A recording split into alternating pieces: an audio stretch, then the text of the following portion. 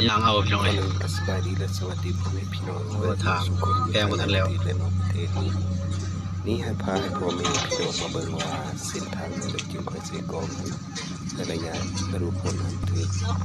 สู้ๆเด้อปลาสนบ้านนักโดมนักเดี้ยงเฮาเด้อ ในปลาสนอยู่เขต นักรุกเพิ่นว่า เขตโดย 3หมู่บ้านเพิ่นสิไปเฮ็ดภารกิจเนาะแต่ว่าไปบ่ได้เขาย่างเอาแหละ ถือตกกับไร รถจกกำลังแปลงทางอยู่ ดินมันท่วมเบิดนี่รถใหญ่ก็ยังไปบ่ได้นี่เบิ่งเอาพ่อแม่พี่น้องเขาเจกับพานี่ก็จากเจลูกเดะเต่านี่ได้ต้นพ่อแม่ปลาสนอยู่เขตนี่ฮั่นเขาดำรงชีวิตท่านในระยะดูผลนี้คันว่าผลบ่ตกกะเส้นทางเที่ยวนี้มันก็ขี้ลายอยู่แล้วระวังอันนั้นเส้นทางออกสู่เวียดนามฮั่นหรือไปดานังฮั่นที่ออกไปฮั่นพ่อแม่ประสนนี่โอ้ยยากดีมีแต่ขึ้นภูขึ้นผาเลย